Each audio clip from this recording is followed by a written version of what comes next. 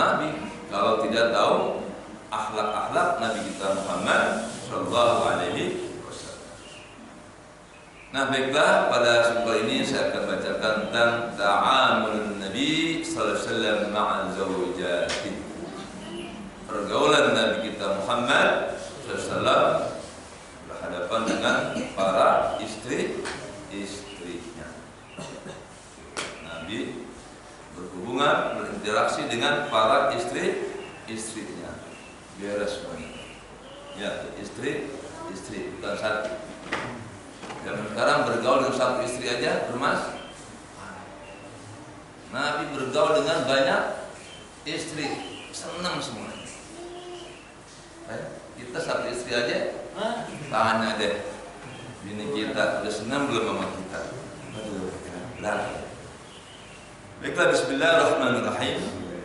Laqad kana lakum fi Rasulillahi uswatun hasanah. Sungguh ya, telah ada untuk kalian hai umat Islam dan bahkan hai seluruh manusia, pada Rasulullah SAW itu terdapat contoh yang sangat baik.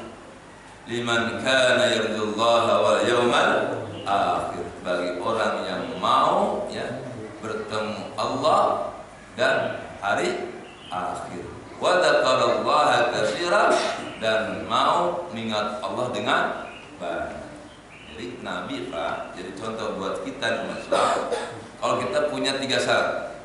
Satu, syaratnya kita apa? Beriman kepada Allah. Jadi nggak bakal bisa mengikuti Nabi kalau orang itu bukan dasarnya iman kepada Allah. Kedua, wal yaumil akhir, percaya dan yakin dengan hari akhirat, bahwa ada hari pembalasan. Wa dzakarallaha katsiran, dan ketiga syaratnya kalau ingin ikut Nabi harus banyak berzikir kepada Allah Subhanahu wa taala. Ini tinggal landasannya ya. Kalau kita nggak punya 3 ini susah. Contoh Rasulullah sallallahu alaihi wasallam. Orang yang tidak beriman kepada Allah suruh nyontoh Nabi, bisa nggak? Enggak. Nabi Muhammad kan utusan Allah. Ama Allah yang utus aja nggak percaya, bagaimana mengikuti Nabi Muhammad sallallahu alaihi wasallam? Dia yakin dulu kepada Allah, dan kemudian dia tahu bahwa Nabi Muhammad itu utusan Allah yang wajib diikuti atas perintah Allah Subhanahu wa taala. Dan dia mau mengikuti Rasul kalau punya keyakinan terhadap hari akhirat. Orang kalau nggak punya keyakinan terhadap hari akhirat, Bapak Ibu, nggak bakal bahagia hidupnya. Sekarang seorang suami juga, kenapa dia mau ngasih nafkah istri? Kalau bukan harapan pahala di akhirat, untuk apa? Istri kan orang lain, punya ayah, punya ibu. Kenapa kita berani memberi nafkah? Walaupun kita mencari nafkah buat istri mati-matian, tapi kenapa kita mau memberi nafkah kepada istri? Atas dasar apa? Iman kepada Allah dan hari akhir, bahwa istri amanat Allah yang akan diminta pertanggungjawaban. Jadi akhlak itu Pak dasarnya iman. Kalau nggak ada iman nggak bakal ada akhlak. Karena akhlak itu kaitannya dengan iman kepada Allah Sang Pencipta dan iman kepada hari akhir. Apa yang akan kita terima balasannya setelah kematian. Orang yang tidak punya keimanan kepada hari akhir, pasti hidupnya sembarangan, maka tidak kenal halal. Dia pikir nggak ada balasannya ya. Jadi penguasa tembak, bunuh, yang menghalangi kekuasaannya. Dia pikir nggak ada balasan di akhirat. Tapi lihat, kenapa Nabi bisa berakhlak yang sangat mulia? Karena Nabi beriman kepada Allah dan beriman kepada hari akhir. Baiklah, sekarang ya tentang bagaimana sih perilaku Nabi kepada para istri. Bismillahirrahmanirrahim. Faqad kana lin-nabi 11 zawjah. Bapak ya, Nabi itu punya 11 istri. Harus kenal nih dengan istri Nabi ya. Kalau kepengen dibilang kenal sama Nabi Muhammad, salah satunya apa? Harus kenali siapa istri-istri. Nah, jangan sampai nanti ketika istri Nabi dihina oleh orang kafir, Bapak diam aja, kan nggak kenal kan? Makanya harus kenal mana aja siapa saja istri Rasulullah Shallallahu Alaihi Wasallam. Yang pertama Khadijah bintu Khuwailid. Khadijah binti Khuwailid. Minimal kenal nama.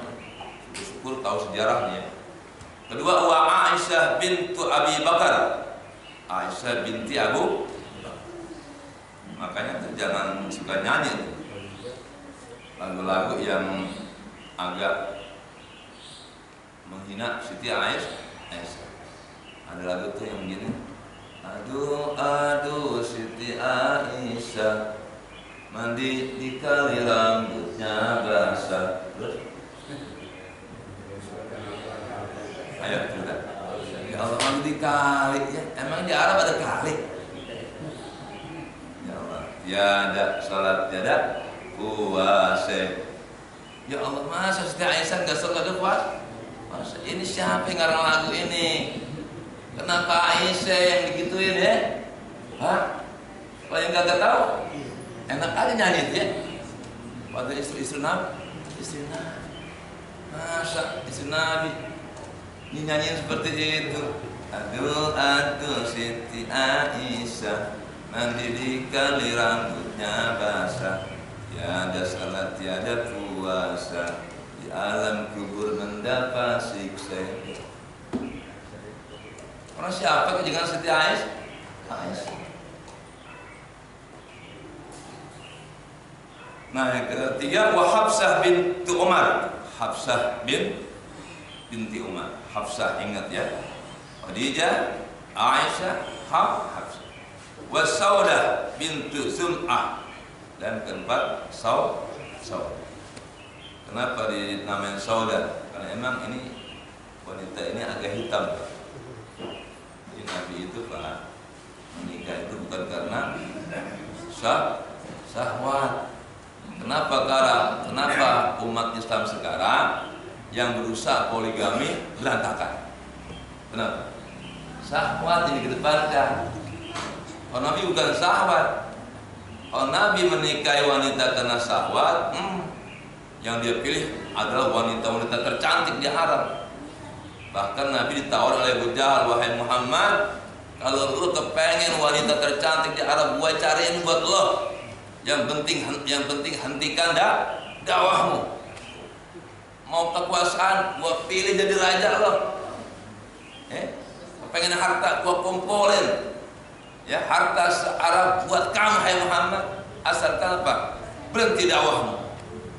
Nabi ya, nggak mau dengan aku mati daripada berhenti berdakwah. Itu kalau Nabi tujuannya wanita cantik karena syahwat, Pak, pasti dipilih tuh tawaran Abu Jahal, tapi Nabi tolak.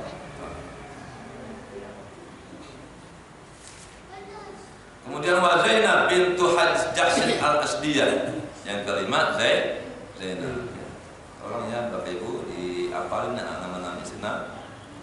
Wa Zainab bintu Huzaimah. Yang keenam Zainab lagi, tapi binti Huzaimah. Yang ketujuh Ummu Salamah.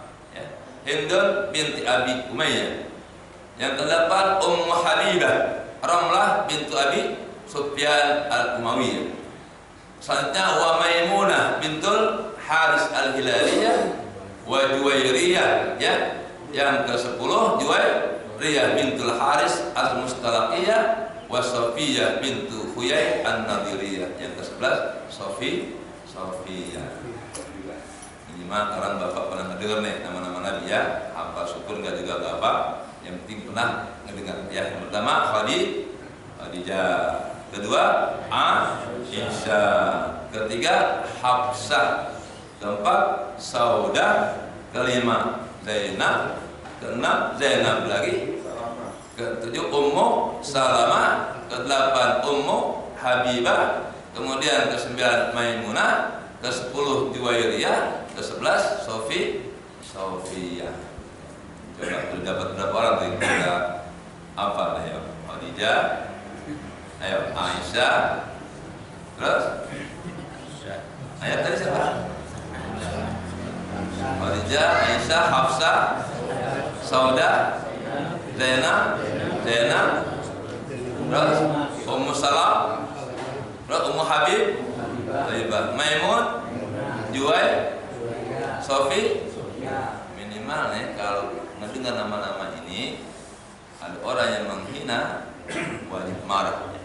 Kalau menghina ke-11 nama istri Nabi kita Muhammad sallallahu alaihi, salah satu kelompok Islam yang sangat menghina istri Nabi itulah kaum Syiah. Dia menghina Siti Aisyah, bahkan bilang Aisyah finnar. Orang siapa? Aisyah adalah ahli neraka. Bahkan Aisyah dibilang pezina. Nauzubillah min. Syiah itu kenapa sangat benci sama Siti Aisyah? Padahal Siti Aisyah istri Rasulullah, tapi dia dalam rangka ingin cinta Rasul, tapi kenapa istrinya dihinakan? Aneh, Ben. Sekarang Pak Haji Helmi ada orang anak muda cinta betul dengan Pak Haji Helmi, dia caci maki bininya marah tak? Jadi kalau cinta seorang harus cinta dengan orang yang dicintainya. Masa ada pemahaman ya, cinta Rasul dengan membenci istrinya Rasul? Enggak kena, enggak bisa. Kalau cinta Rasul harus cintai juga, hormati juga istri-istri yang dicintai oleh Rasulullah Sallallahu Alaihi Wasallam. Wa qad mata an tis'in minhunna. Yang apa? Wa qad mata an tis'in minhunna. Nah, meninggal ya 9 orang. Wa matat Khadijah bintu Khuwailid. Kemudian Khadijah meninggal. Wa Zainab bintu Huzaimah. 2 meninggal. Tinggal 9. Berarti Nabi pernah hidup dengan para istri-istrinya yang sempurna. Oh, Pak pusing nggak kayak kira-kira menyentuh Nabi, bini 9 Pak hidup. Bagaimana nanti ya, Nabi melakukan istri-istrinya 9.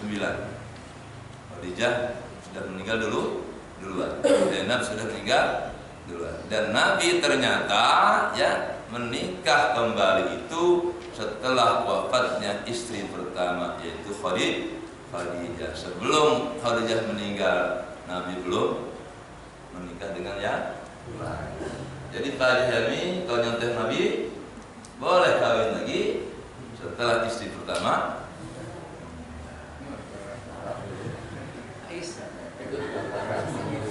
Ini istri saya begitu, istri saya baca sejarah. Abi kepengen kan nyontoh Rasulullah, ya kepengen lah. Abi kan kepengen poligami, ya kepengen lah. Jujur. Abi, Nabi kapan berpoligami? Ketika Khadijah masih hidup atau ketika Khadijah sudah meninggal? Abi, ya sudah meninggal Abi. Nah itu maksudnya Umi.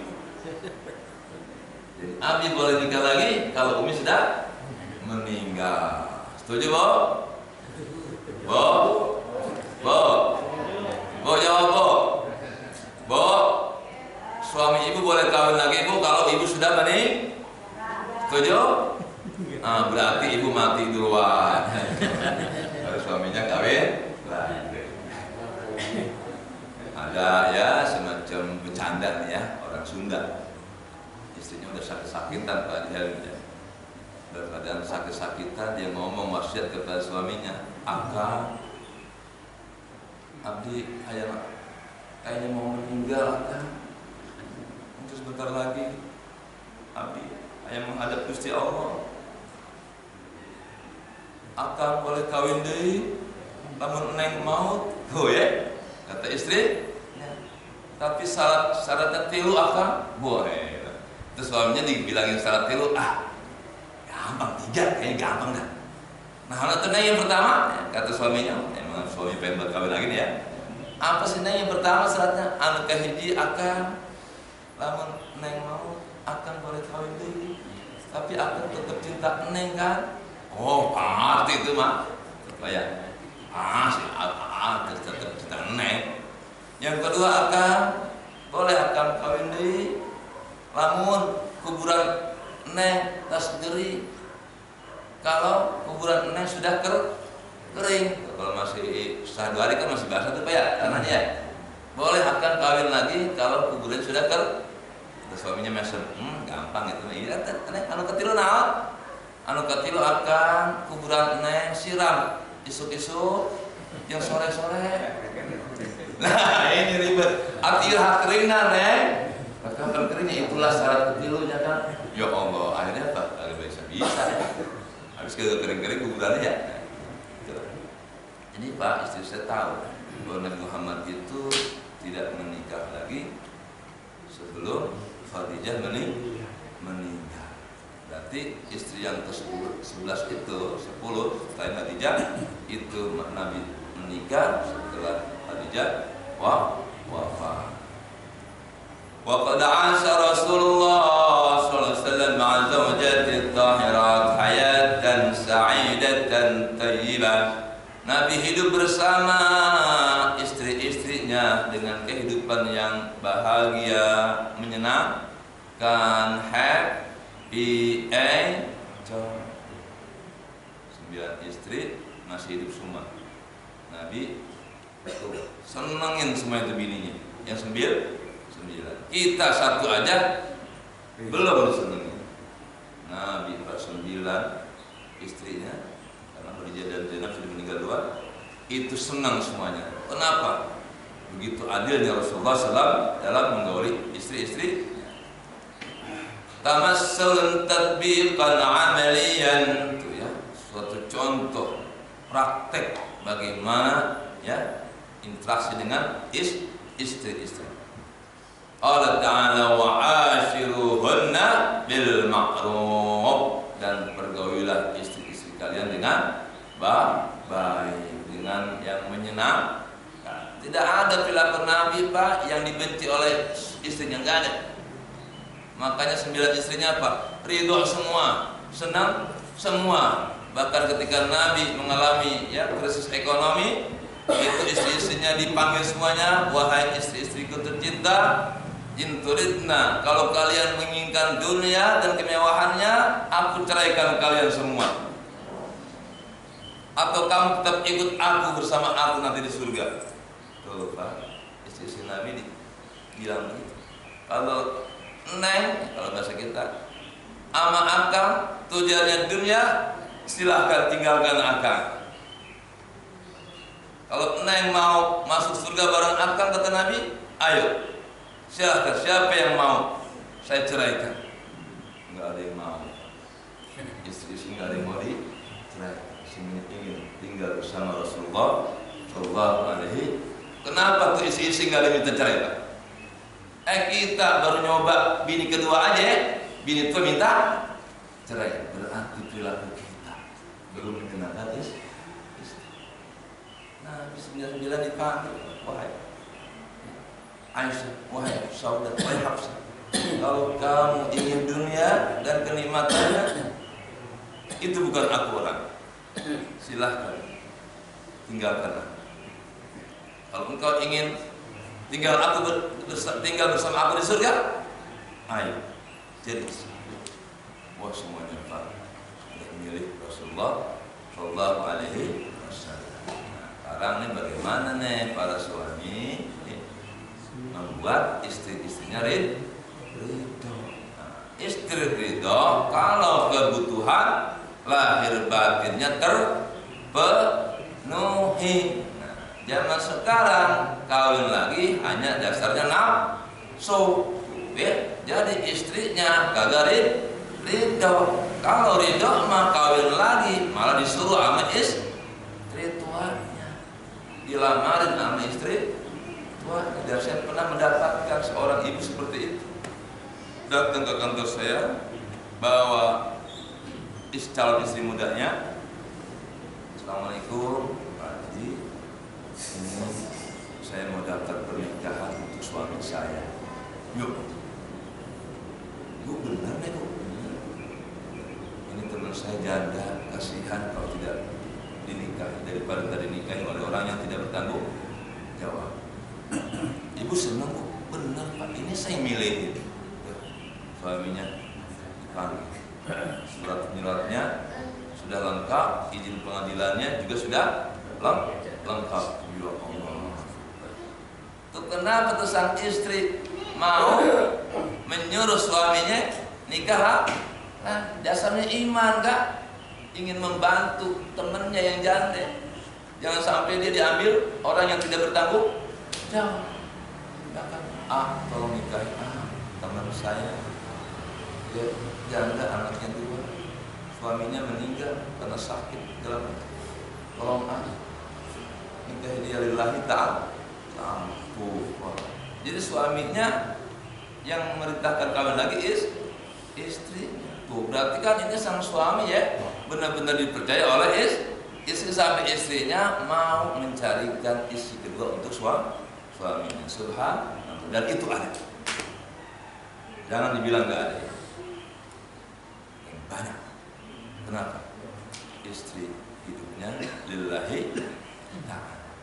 Apalagi tujuan dakwah. Nah, istri Nabi ini, bayang-bayang ini, Nabi tujuan dakwah. Contohnya kawin dengan Sauda. Sauda itu yang usianya lebih tua daripada Rasulullah dan anaknya 11. Coba kira-kira Pak Jami mau nggak? Nikahin janda, orangnya agak hitam, ya, anaknya 11, umurnya 65 tahunan. Tuh mikir kan? Ini dipikirinnya perawan lagi perawan. Mohon maaf, termasuk para alim ulama ya di Indonesia banyak yang ya pas kedua tiganya yang perawan lagi perawan. Coba dong. Orang yang seperti tipe Sauda ya usia nenek-nenek lah kalau orang kan anaknya 11. Ya Allah, mikir 12 kali itu laki-laki ya. Wan nabiyyu kana khairan nas fi ta'amulihi ma'a zawjatihi. Nabi kita adalah orang yang terbaik dalam bergaul kepada istri. Udah nggak ada contoh lagi di dunia ini kecuali Rasulullah sallallahu alaihi wasallam. Para raja-raja di dunia, mohon maaf, raja-raja dulu yang di Indonesia ya, terkenal juga, istrinya banyak, tapi tidak bisa seperti Rasulullah sallallahu alaihi wasallam. Masih banyak ya wanita-wanita yang terpaksa menjadi istri raja zaman dulu kan. Kalau nggak nikah mungkin ditangkap, dibunuh, tapi Nabi tidak pernah menteror istri-istrinya. Nabi bisa aja kalau tujuan hawa nafsu pas dakwah, wah ada perawan cantik terpanggil, pasti mau. Tapi Nabi tidak seperti itu. Kaifalah wal qail, bagaimana tidak Nabi pernah bersabda khairukum li ahli wa ana khairukum li ahli. Wahai para sahabatku, orang terbaik di antara kalianlah orang yang terbaik terhadap istrinya. Jadi orang yang enggak baik Pak, kalau dia baik enggak mis istri. Ada pejabat nih, wah ditraktir bawahannya, atasannya dikirimin, disenengin. Tapi pas sama istrinya, ya Allah, istrinya kurus kering, TBC. Ada lupa gitu Pak pejabat ya. Wah, bawahan sama orang sekitar terkenal dermawannya, terkenal baiknya, sama atasan, oh sering ngasih. Bininya TBC, naudzubillah minzalik. Enggak ya, itu enggak baik. Orang yang terbaik adalah orang yang terbaik terhadap istrinya. Wa ana khairukum li ahli, dan aku adalah orang terbaik di antara kalian dalam hal urusan istriku. Nabi bukan nyombong, aku adalah orang terbaik di dunia dalam masalah menyenangin istri. Kalau Bapak ingin jadi dikatakan orang baik, sama istri baik enggak? Sama orang lain baik, sama istri baik? Tidak. Fakana khuluwal mu'asyarah li zawjatihi. Nabi itu begitu manis pergaulannya dengan para istrinya. Hasanat ta'amul ma'hunna, begitu baik interaksi Nabi kepada para istri-istrinya. Wa qad bada dzalika wadihan fi sirati, dan itu telah terkenal ya di kalangan umat Islam maupun musuh-musuh Islam bagaimana kebaikan Nabi terhadap istri. Tidak ada celah sedikit pun kejahatan ya, menghinakan istri, menterlantarkan istri, menyakiti istri, tidak ada.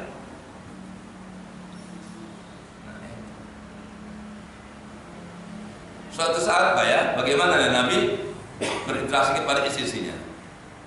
Bahkan Abbas, dari Ibn Abbas radhiyallahu qala kana Rasulullah sallallahu alaihi wasallam idza shalla subha.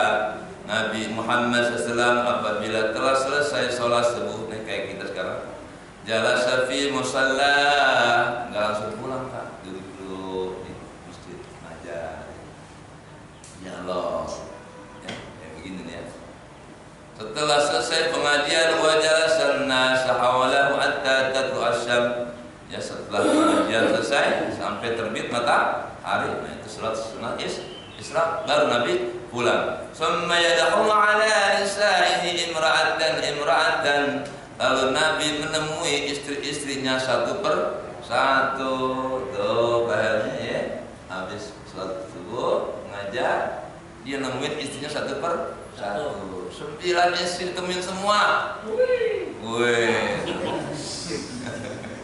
Coba, ada nggak jemaah sini bisa nyontoh Nabi ini? Habis subuh ngaji langsung masuk ke rumah istrinya masing. Sembilan-sembilannya dimasukin tuh. Assalamualaikum. Bagaimana Aisyah? Berpindah lagi. Assalamualaikum. Bagaimana Hafsah? Bagaimana Zainab? Sembilan-sembilannya ditemuin. Tuh, Nabi sesibuk-sibuknya manusia di dunia, istri-istrinya 9-nya ditemuin. Zaman sekarang istri atu aja jarang ditemuin. Aneh di mana akhlak kita ya? Nabi 9 istri Pak ditemuin semuanya, adil banget ya. Ucapin salamnya, assalamualaikum, sini kayak pahalun, dicium semuanya, ya, dicium semua. Kalau sekarang punya istri tua, punya istri muda, mana yang dicium? Muda. Oh, yang muda ya, jujur banget ya. Yang bini tua mau udah TBS, sakit-sakitan. Ya udah tinggal pulang doang. Tinggal pulang. Nabi pas 9-9-nya semuanya ya ditemuin ya, ditanyain bagaimana kondisinya. Wa yusallimu alaihinna, ucapin salam assalamualaikum. Wa yad'ulahunna, dan Nabi doain. Fa idza kana yaum ihdahunna kana indaha. Baru nanti ya kalau gilir ya untuk masalah bobonya, nah, Nabi di salah satu rumah istrinya. Kalau nemuin tuh setiap hari ditemuin. Nanti pas gilir malam hari, ya ini jatahnya Zainab malam ini. Terus besok malam, bayangin Pak, 9 istri setiap malam digilir, kuat nggak Bapak? Nah, dan ini pernah ditanya oleh sahabat ya, bagaimana tuh Rasulullah kok bisa menggilir istrinya setiap malam? Apa kata sahabat Nabi Muhammad itu? Dikasih 30 kali lipat kekuatan seksualnya daripada manusia biasa. Tanpa minum obat, ya. Ini mah pakai minum obat pada stroke kemarin TV ya. Ya Allah, ya gimana minum apa tuh Pak ya? Kopi ya. Ada nggak di sini? Ada. Nggak boleh nyoba saya gitu. Bawain tuh, guys. Coba tuh Pak 9 istri semuanya puas, semuanya senang. Susah kan nyonton Nabi yang begini kan? Hantu aja berat banget kita kan. Hantu aja kita stroke ya itu kan. Gimana 9 kayak Nabi tapi Nabi ya Allah ya semuanya senang. Fa fi kulli yaumin ma'a awwalin nahar lahu murur. Di pagi hari keliling tuh kepada istrinya, temuin semua. Ya. Wa fi akhirin nahar, di sore hari sama. Coba Pak. Kuat nggak kira-kira kita? Kalau kita dikasih istri 9. Nah, tapi untuk umatnya kalau boleh 9, hanya sampai 4 aja bisa nggak kita ya? Pak Jeremy mau ngantor, nemuin istri yang pertama di Bogor, yang kedua di Bekasi. Ya. Bisa nggak kuat. Jadi Nabi itu Pak memang manusia luar biasa. Dan makanya pantas jadi contoh kalau kayak kita, dan itu susah jadi contoh. Ya. Nabi Isa aja susah contohnya. Kalau Bapak nyontoh Nabi Isa nggak kuat kan? Nggak kawin. Makanya Nabi Isa nggak bisa jadi contoh semua umat manusia. Hanya Rasulullah Shallallahu Alaihi Wasallam, Nabi kita Muhammad jadi contoh semua manusia. Baik orang kayanya, orang miskinnya, pejabatnya, rakyatnya, kulitnya. Ya kan Nabi pernah kulit. Ya, jadi penganut kambing tuh semua orang bisa nyontoh Nabi kita Muhammad Sallallahu Alaihi Wasallam.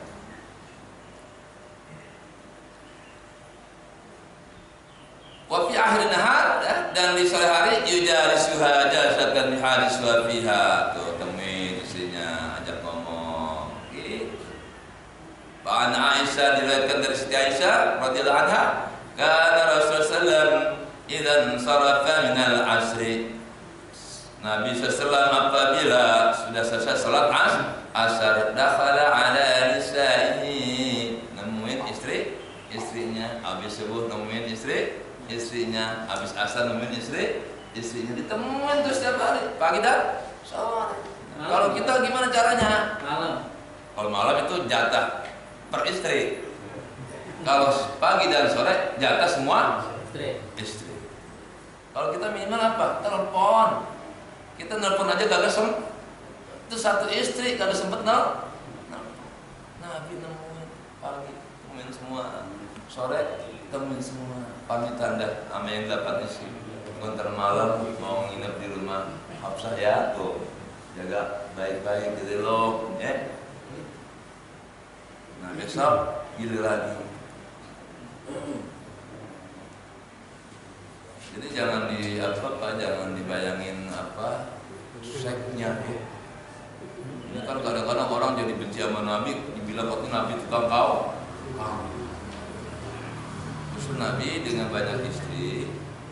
Nah nanti masalah hukum wanita itu nanti istri-istrinya yang ngajarin. Jadi punya istri nanti pada jadi ustazah tuh, biar ngajarin ibu-ibu.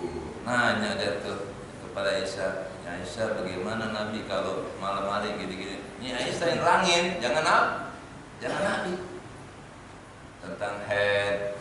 Siti Aisyah nerangin kepada jemaah ibu. Jadi harus ada tuh ya ustazah ibu. Jangan hanya mama dede aja kurang ya. Mohon maaf di Indonesia ini ustazah sangat kurang ya. Kebanyakan laki-laki. Ayolah wanita bangkit. Yang masih ilmu agama untuk mengajarkan Islam. Wa yadnu min ihdahinna, dideketin ya. Apa maksud ayatnya? At-takbir wal mubasyarah min ghairi jima. Nabi ucapin salam ke istrinya, pertama dia cium. Setiap ketemu enggak pernah nyium, Pak. Ayo dah, bapak-bapak mulai dari sekarang habis salat subuh, ketemu istri, assalamualaikum. Cium bininya. Seneng banget tuh Pak istri kalau dicium ya. Ini mah ya Allah mau ke kantor. Ya, sarapan. Ada di kantor. Ya, mandi dulu. Ada di kantor. Kolom air kolom ada. Ambil. Ya, cium dulu dong, mami. Ada di kantor. Ya Allah, alhamdulillah ya. Dah, ketahuan selingkuh. Semuanya ada di kantor. Kebablasan yang ketiga. Ya, cium aku dulu dong. Enggak mah, udah ada di kantor. Ya Allah.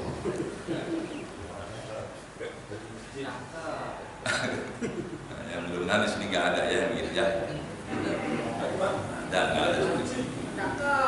Kalau Ibnu Hajar berkata, alladzi kana yaqa'u fi awalin nahar salamun wa du'aun mahdud. Nabi ketemuin istri-istrinya di pagi hari itu hanya untuk ucapin salam dan doa serta menanyakan kondisi enggak hubungannya malam. Walladzi fi akhiri mawjud. Nah, kalau di sore hari duduk-duduk tuh ya. Bercengkrama tuh ya. Coba sempetin waktu lah sama istri aja, istri sore habis asar Pak, jalan-jalan ke mall ya. Jangan sampai bini kita Pak bikin viral di HP Pak. Bang, kita semenjak kawin Bang belum pernah diajak ke mall. Duh Pak, jangan sampai istri viral di HP. Dia kagak puas dengan suaminya. Jadi ngomong sama istri ya, ngomong sama anak. Biasakan sarapan pagi bareng sama keluarga. Itu lebih utama daripada sholat sunnah 200 rakaat.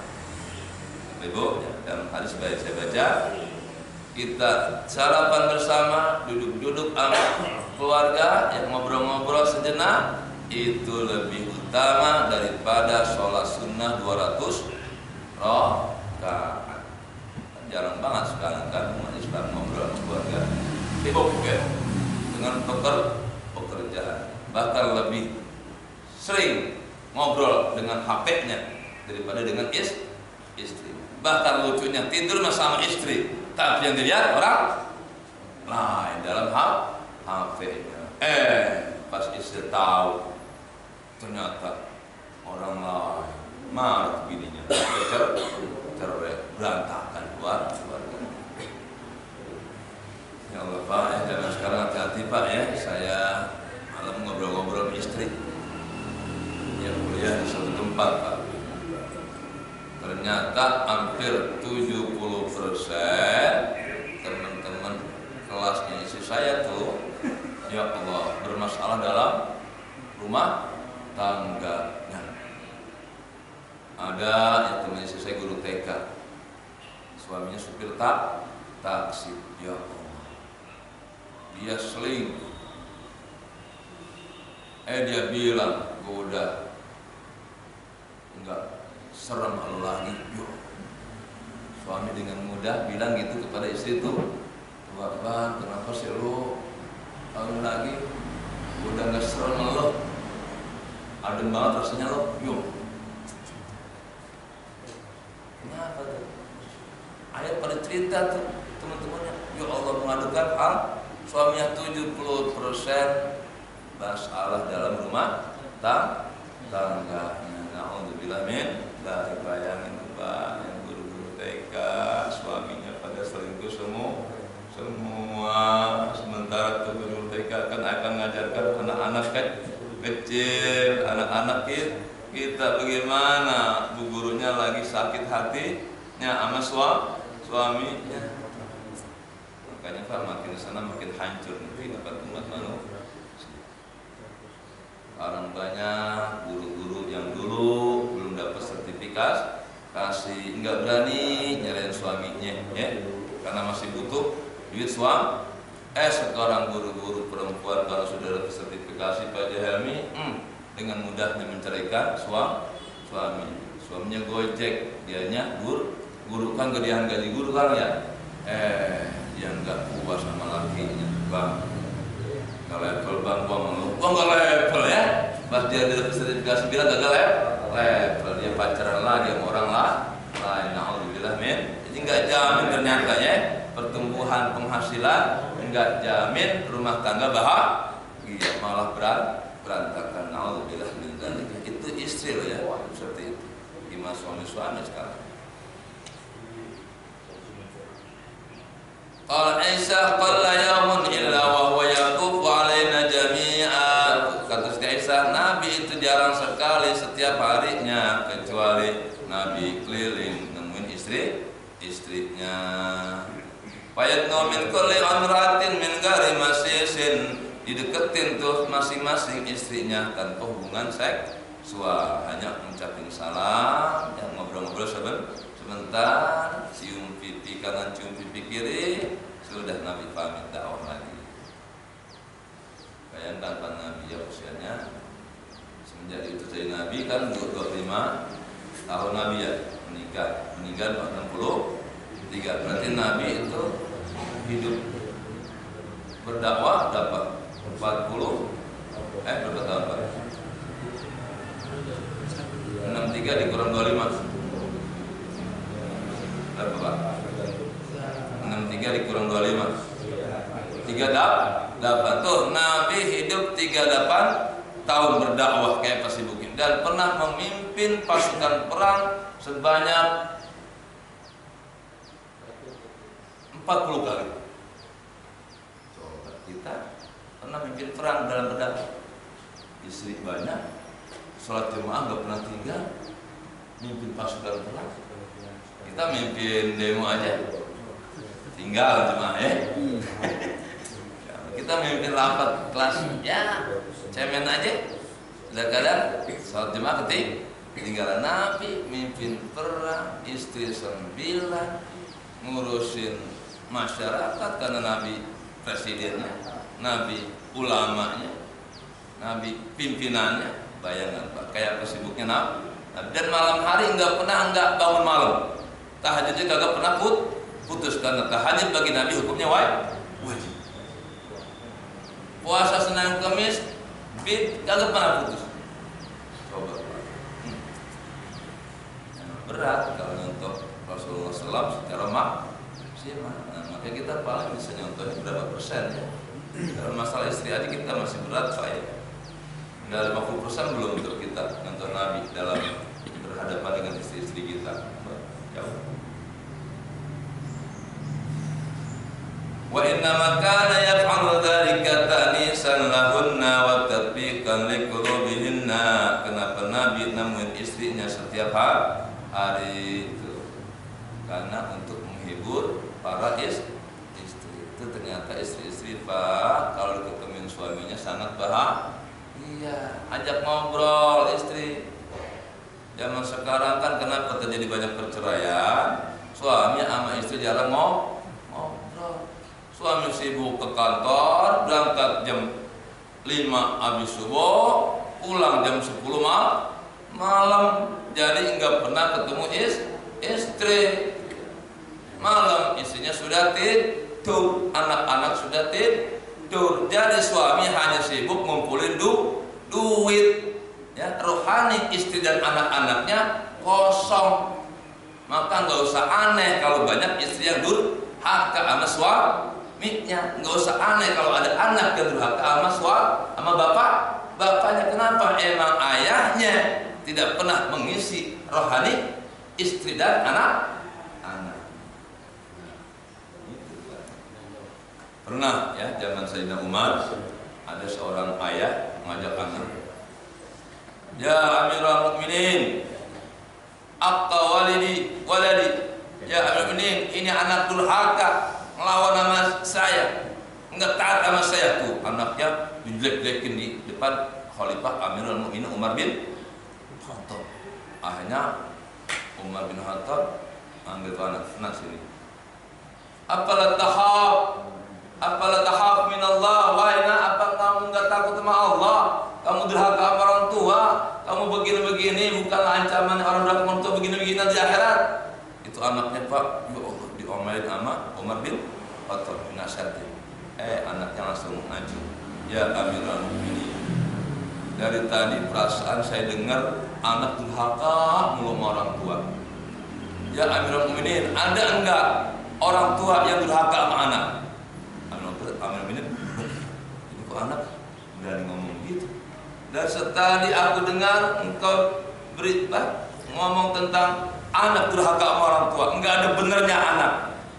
Saya ingin bertanya Amirul Mukminin, ada enggak orang tua yang durhaka sama anak? Maksud kamu hayalan muda?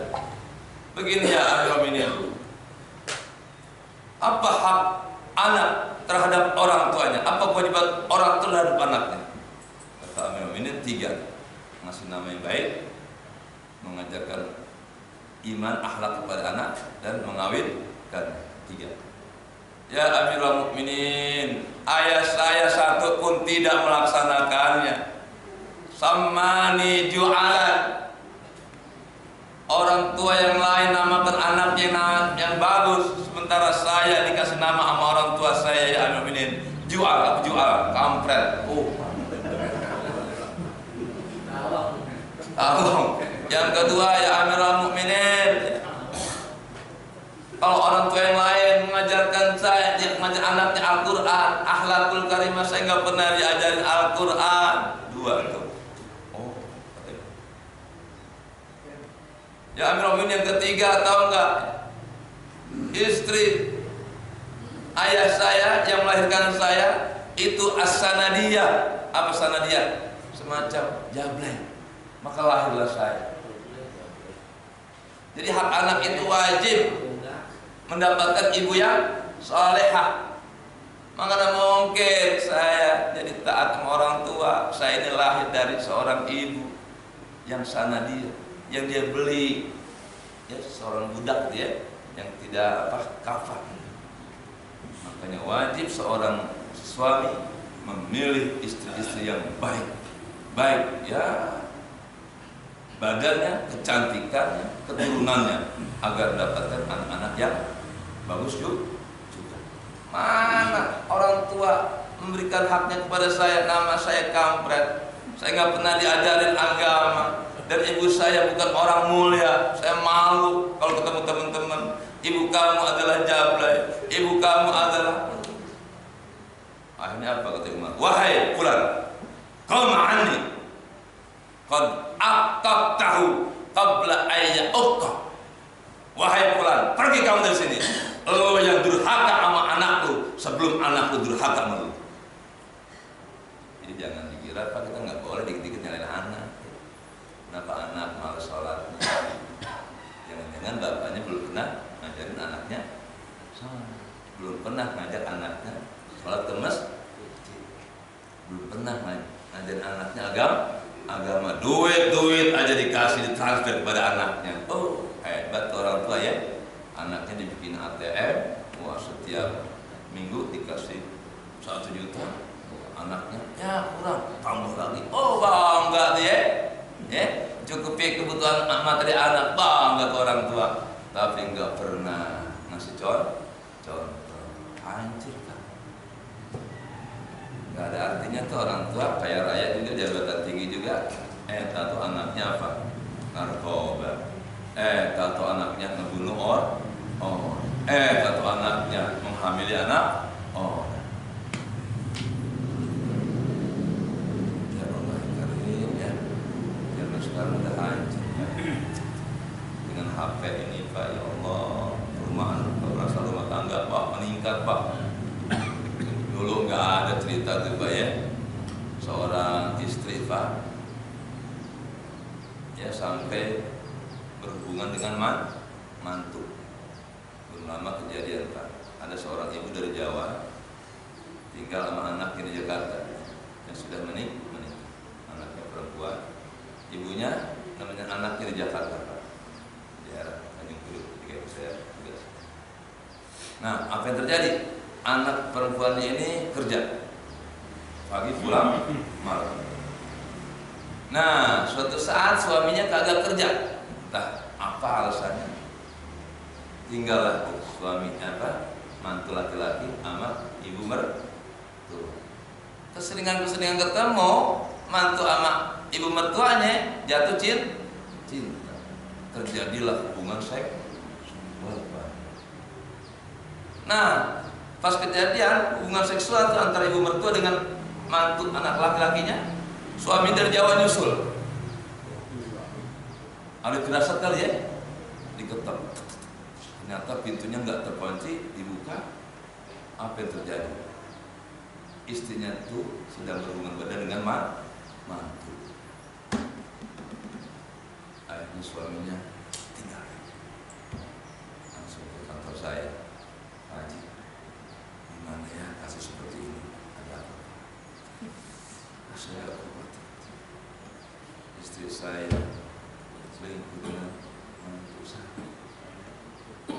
Pas saya tanya anak saya, anak perempuannya, nah itu ibu sama suamimu kok biarkan seperti itu nak? Jawab anaknya Pak, ya Pak, di Jakarta udah nggak aneh Pak.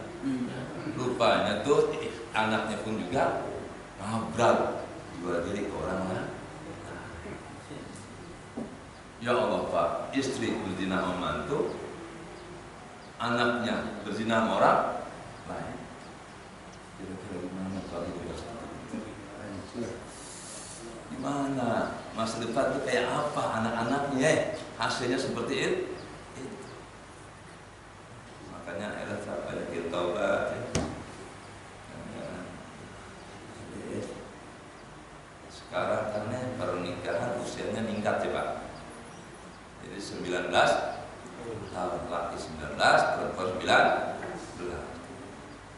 Kemarin yang masih berlaku 16 tahun, 16 tahun aja banyak yang kecolong, hamil di luar nih.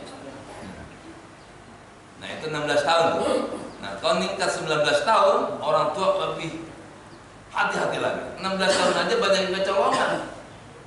Nanti bisa kejadian nih Bapak Ibu, anak perempuan ibu pacaran hamil, usia baru 16 tahun. Kalau sekarang kan masih boleh deh. Nanti harus nunggu 19 tahun, berarti dalam keadaan hamil nggak akan dicatat di KUA. Nunggu 3 tahun lah. Bahkan kemarin kejadian lagi belum lama. Seorang abri punya anak wanita perawan. dia pacaran sama laki-laki ngaku bujana. Ternyata sudah punya istri. Dan istrinya itu ternyata anak abri juga. Datang ke saya, Pak. Abri tersebut yang anaknya telepon hamil dari seorang laki-laki yang sudah beristri.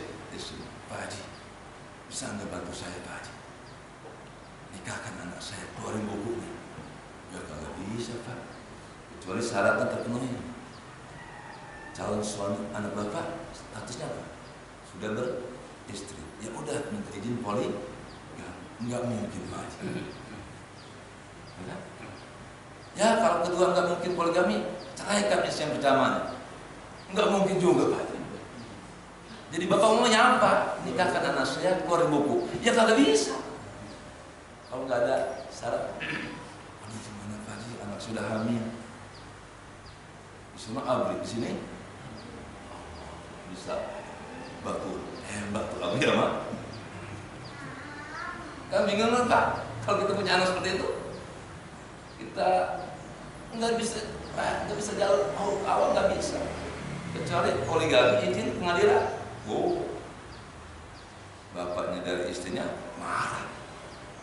Ini kamu sudah menghamili anak saya, harus dinikah. Itu laki-laki bisa di sini ditembak, di sana ditembak. Lah, yang ini anak udah hamil gimana? Yang istrinya? Ya Allah, Pak, jadi bingung Pak semuanya, Pak. Lagi pada bingung orangnya. Ya saya sih, ya Pak, kalau Bapak disyaratkan saya terima. Tapi enggak, mohon maaf, saya enggak mau ikut campur. Kalau saya nikahkan anak Bapak, nanti dari keluarga sana menyerang saya. Anda sampai sekarang belum balik. Kalau sudah masalah seperti itu, Pak, hancur deh. Bahkan nisa'u layak kidanahu, dan istri-istri Nabi itu tidak merasa kehilangan. Tuh Pak, kenapa? Pagi ketemu, sore ketemu, setiap malam ganti. Tidak ada yang merasa kehilangan. Sekarang soal istri cuma satu aja merasa kehilangan. Laki kok jarang pulang. Istri cuma satu, bini ngomong, Pak Ustaz, bisa jalan pulang gimana Pak Ustaz? Itu bini satu kehilangan. Ini bini 9 Nabi, satu istri pun tidak ada yang merasa kehilangan. Balanya rainahu fi kulli yaum, bahkan istri-istrinya itu melihat Nabi setiap hari. Fa aina hadza mimman yahduru zawjatah, ya? Wa yatruka al-ayyam wal layali. Bagaimana untuk zaman sekarang? Satu istri saja jarang ketemu, ya. Bahkan istrinya diterlantarkan berbulan-bulan tahun. Banyak orang, ya Allah, kadang-kadang pas saya nikahin, Pak, waktu daftar sih ada data orang tuanya, pas hari hanya Pak Ustaz, mohon maaf ya, bapaknya belum ketemu sampai sekarang. Ibu nggak bilang dari kemarin waktu daftar, udah rame-rame mau nikah baru bilang bapaknya kagak ada. Ribet bahagia ya. Tamu udah pada dan aduh Bu, di mana Bu yang bapaknya?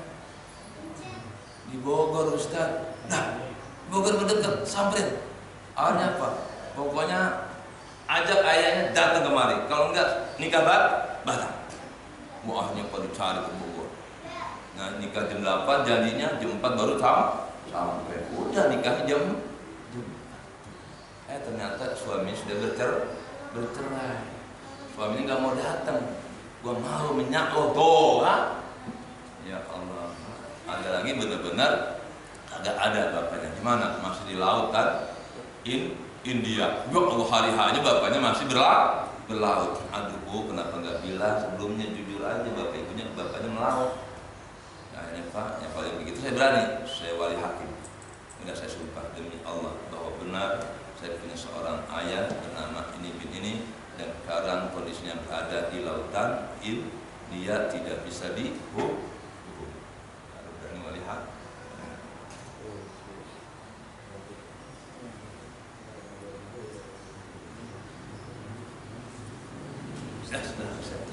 Sudah jam ya. Baiklah, jemaah sekalian, ya, pada waktu sudah batas kita.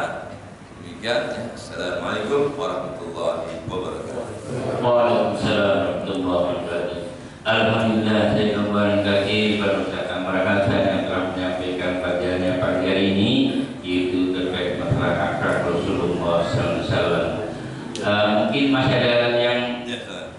Mau dikatakan cukup? Baik. Ya, ada yang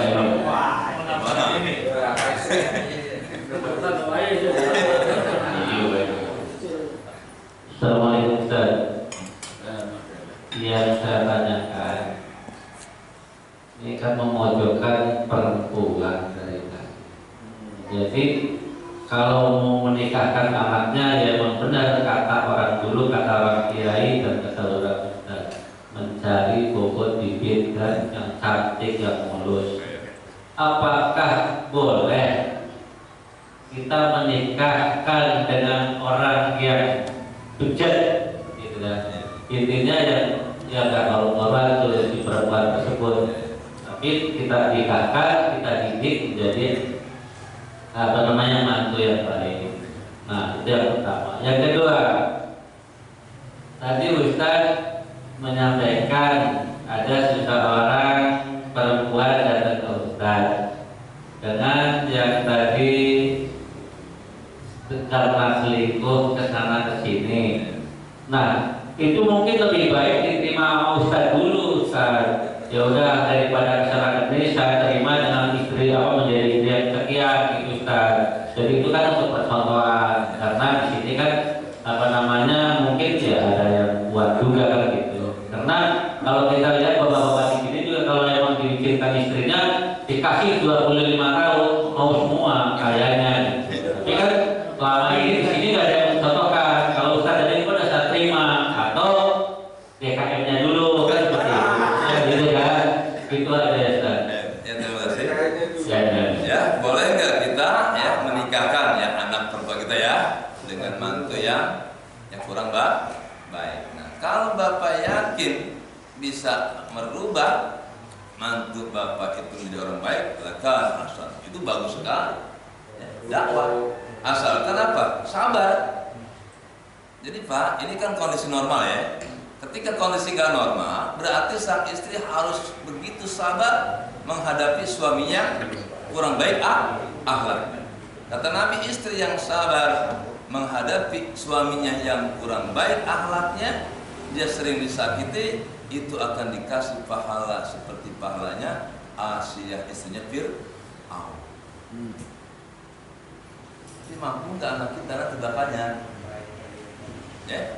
Nah, kalau nggak mampu, kita sudah tahu itu bandar narkoba, itu pezina, itu pembunuh, dipaksa kita kawinkan, itu sama saja menyebutkan anak kita ke jurang api neraka. Nah sebaliknya, kalau sang suami sabar menghadapi perilaku jelek istrinya, itu akan dikasih pahala seperti pahala Nabi Ayub. Saya kan pernah cerita, ada seorang ustaz punya istri selingkuh sama bosnya. Sering merugikan badan, datang ke kantor saya minta cerai karena malu. Suaminya ustaz, dia sudah berzina. Ustaz, saya nggak tega sama suami saya, dia seorang guru agama. Kalau dia tahu isinya sebegini, malu amat. Saya daripada suami saya dapat malu di masyarakat, saya lebih baik bercerai saja. Pas suaminya saya panggil, suaminya bilang, Pak Ustaz, bisa nggak kalau saya maafkan istri saya yang sudah berzina? Akhlak kan? Jadi kalau suami mampu membina istri yang bejat itu, pahalanya sangat besar. Pak Imam ya, Pak Imam nikah sama jablay. Dirubah dari dunia jablay kepada tujuannya dakwah Pak Imam ya, masuk ke diskotik, nikah itu wanita, ajak ke rumah, dandani, pakaian yang bagus, ajaran agamanya. Gue tahu mantan jablay jadi ustazah. Alhamdulillah. Wah, itu pahalanya besar Pak Imam.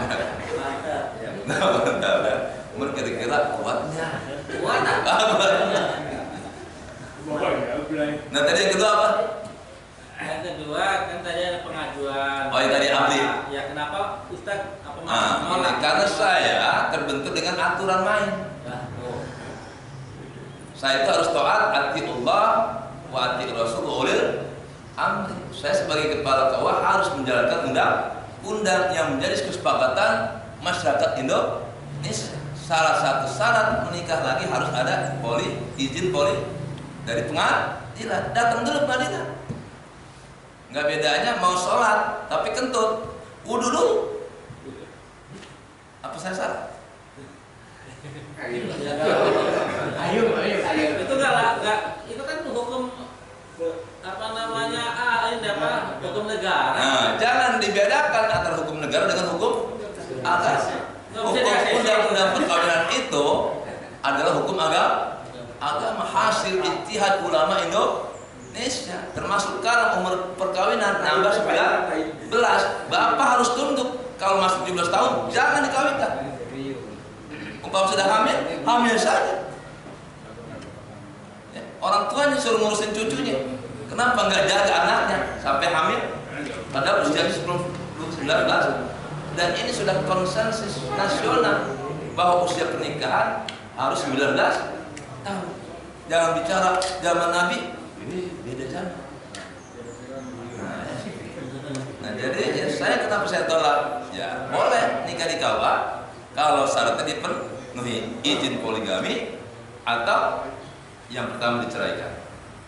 Kalau nggak dapat izin poligami, makanya saya pikir Pak deketin keluarga istri tua supaya bisa mengizinkan izin poligami dan kepentingan ada untuk kemaslahatan keluarga ini dan keluarga itu. Nah kalau izin poligami kan nikah dia, jadi dua istri saling menerima, mantap enggak? Nah. Ada apa Imam? Itu seputar. Nah ya kalau bapak umpama belum bisa melaksanakan poligami, yang penting punya niat Pak. Mudah-mudahan niatnya sudah dicatat sama soleh.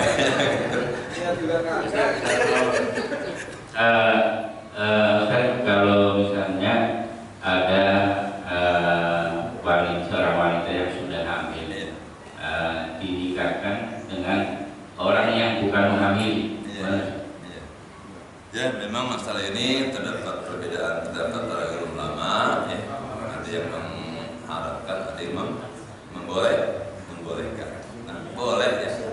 Ada pendapat boleh menikahi istri yang berzina dengan orang lain, tapi ya ketika dia hamil, ya sampai lahir dulu tuh anaknya, supaya tidak terjadi percampuran air mani yang masuk ke dalam rahim perempuan.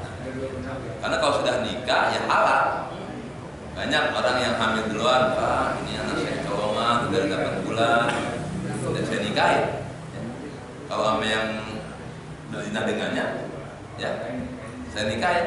Ataupun dengan orang lain yang bukan menzinahinya, tetap nikah ini nikah. Nah, jadi hubungannya apa?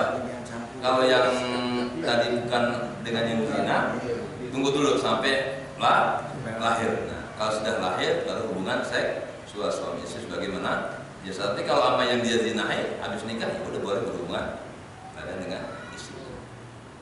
Karena zaman sekarang harusnya kan setelah berzina, kalau tuh bujangan sama perawan dicambuk 100 kali, habis itu dijauhkan selama 1 tahun. Nah, misalnya di sini kirim ke Sukabumi setahun. Zaman sekarang anak hamil Pak, dicambuk, dibuang, malah jadi jablay. Nah, makanya akhirnya apa? Ya karena memang kondisi negara seperti ini, kita terima apa adanya udah. Akhirnya apa? Ya dinikahkan yang paling maslahat itu nggak ada lagi. Kalau tidak dinikah berzina terus tuh bocah. Kalau sudah dinikahkan kemarin berzina, setelah nikah kan nggak zina lagi. Yang mengenai dosanya banyaklah istighfar. Nah bagaimana kalau sudah pernah menikah berzina? Lah hukum rajam sampai mati. Nah siapa yang boleh rajam di Indonesia? Jahilah. Berarti kalau tidak diampuni dosanya, siap-siap dirajam di akhirat. Tapi kalau dia benar-benar tobat, udah. Kalau di antara umat Islam pernah melakukan hal yang kotor itu perzinahan, udah diem. Fala yastatir bisatrillah man fa'ala tilkal qadhurat. Siapa orang yang pernah melakukan perbuatan keji itu, fala yastatir bisatrillah, diem, jangan ngomong. Kalau ngomong siap dirajam. Sementara hukum rajam tidak ada di Indonesia, malah jadi aib. udah diem. Semoga Allah tutupi kesalahan orang tersebut. Kalau pernah di antara umat Islam melakukan yang kotor itu, la yastatir, sembunyikan, disetirlah dengan tutupan dari Allah Subhanahu wa Ta'ala. Dan taubat, tidak mengulangi lagi. Mudah-mudahan Allah mengampuni dosa perzinahan tersebut. Innallaha ghafurur rahim. Mengenai nanti akan disisa oleh Allah, udah serahkan kepada Allah Subhanahu wa Ta'ala. Kalau lamaran Ya. jadi pernah kita menolong seseorang. Ya. Jadi begitu mau nikah karena undangan sudah disebar, Ya. lakinya nggak datang. Ya. Orang tuanya mohon-mohon Ya. sama saya nih, Oh, gitu ya. mohon-mohon, tapi nggak dinikah ya. Oh, iya. Jadi untuk dipelamin saja. Oh, boleh. Nah, akhirnya kita hadir ke Bekasi, itu di Bekasi waktu itu. Oh gitu. Ya. Iya, kita dipajang ke masjid, batunya kita salaman. Tapi nggak ijab kabul. Enggak ijab kabul, nggak boleh ke kamar. Ke kamar. Padahal ijab kabul aja sekalian kita kepahat imam. Biar karena ininya apa namanya, undangan sudah tersebar. Oh iya. Nggak apa itu namanya satru uyub. Itu menutup aib seseorang. Insya Allah besar Betul, pahalanya.